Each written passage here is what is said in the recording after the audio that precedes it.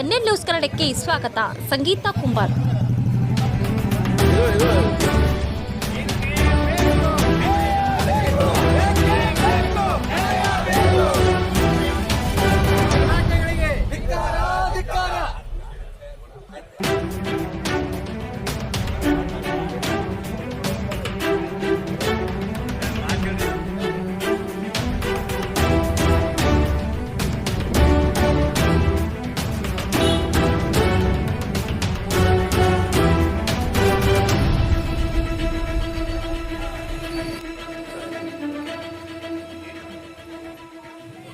ಹೇಳಿದ್ರು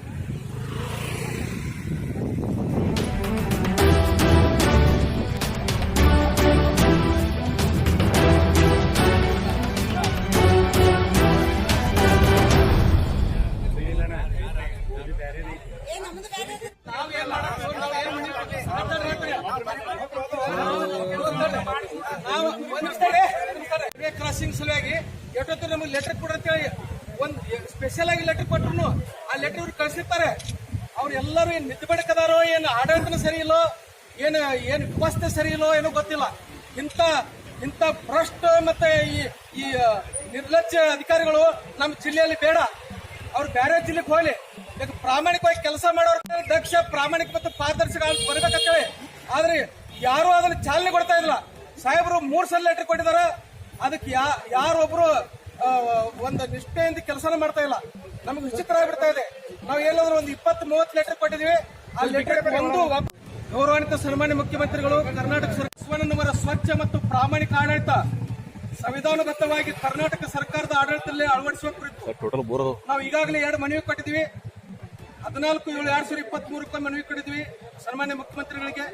ಮತ್ತೊಂದು ಮನವಿ ಕೊಟ್ಟಿದ್ದೀವಿ 13/2024 0% ಕಮಿಷನ್ 100% ಕಾಮಗಾರಿ ಆಗುವ ಮೂಲಕ ಇಡೀ ರಾಜ್ಯಾದ್ಯಂತ ಈ ವ್ಯವಸ್ಥೆನೆ ಬದಲಾಗಬೇಕು ಅಂತ ನಾವು ಮನವಿ ಕೊಟ್ಟಿದ್ದೀವಿ. ಅದಕ್ಕೆ ಏನೂ ಪ್ರತಿಕ್ರಿಯೆ ಬಂದಿಲ್ಲ. ತನ್ನ ರಾಜ್ಯ ರಕ್ಷಣೆಗೋಸ್ಕರ ನಿಸ್ವಾರ್ಥ ಸೇವೆಯ ಕ್ರಾಂತಿವೀರ ಶ್ರೀ ಸಂಗೊಳ್ಳಿ ರಾಯಣ್ಣರ ಹಾಗೆ ಪ್ರಾಮಾಣಿಕ. ಹೀಗಾಗಿ ದೇಶದಲ್ಲಿ ಎಲ್ಲ ಸಮುದಾಯದ ಸಾರ್ವಜನಿಕರಲ್ಲಿ ಅಶಾಂತಿ, ಅಸಮಾನತೆ, ಅಧರ್ಮ, ಅಸತ್ಯ ತಾಂಡವಾಡುತ್ತಿದ್ದು ಎಲ್ಲ ನಿಗಮಗಳು ಸಮಗ್ರ ತನಿಖೆಗೆ ಒಳಪಡಿಸಿ ತಪ್ಪಿತಸ್ಥರನ್ನು ಗಲ್ಲಿಗೇರಿಸುವ ಕಠಿಣ ಕಾನೂನು ರೂಪಿಸಬೇಕು ಮತ್ತು ಹೀಗೆ ಮುಂದುವರಿಯಲು ಅವಕಾಶ ನೀಡದೆ ತಮ್ಮ ಆಡಳಿತದಲ್ಲಿ ಸತ್ಯ, ನ್ಯಾಯ, ನೀತಿ ಮತ್ತು ನಿಯತ ಅಳವಡಿಸಿಕೊಂಡು 12ನೇ ಶತಮಾನದಲ್ಲಿ ವಿಶ್ವಗುರು ಜಗಜ್ಯೋತಿ ಬಸವಣ್ಣವರು ಕಲ್ಯಾಣ ಕರ್ನಾಟಕ ಭಾಗದ ಬಸವ ಕಲ್ಯಾಣದಲ್ಲಿ ಆಡಳಿತ ನಡೆಸಿದ ಮಾದರಿ ನಮ್ಮ ಕರ್ನಾಟಕ ರಾಜ್ಯದಲ್ಲಿ ಜಾರಿಗೊಳಿಸುವ ಅರ್ಹತೆ ತಮ್ಮ ಹತ್ತಿರ ಇದೆ ಎಂದು ನಮ್ಮ ಸಂಘಟನೆ ಭಾವಿಸಿದೆ.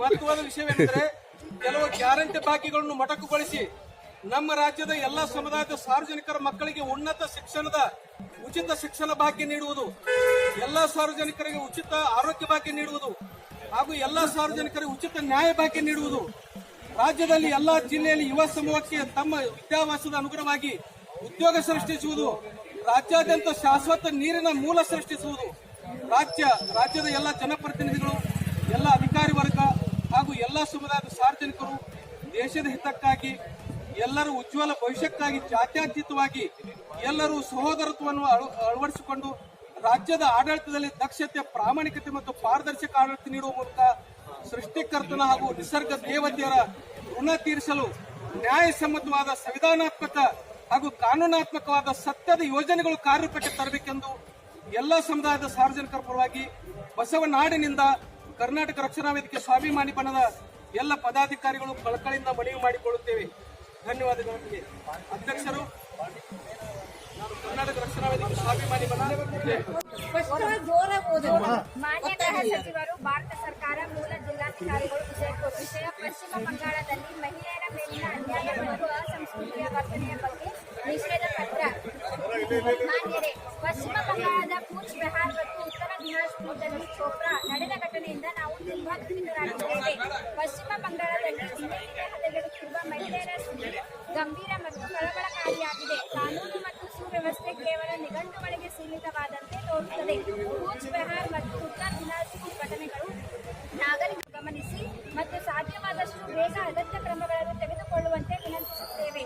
ನ್ಯಾಯ ಮತ್ತು ಕಾನೂನಿನ ಆಳ್ವಿಕೆಯನ್ನು ಪುನಃ ಸ್ಥಾಪಿಸುವ ಭರವಸೆಯೊಂದಿಗೆ ಜಾಗೃತ ಮಹಿಳೆಯರು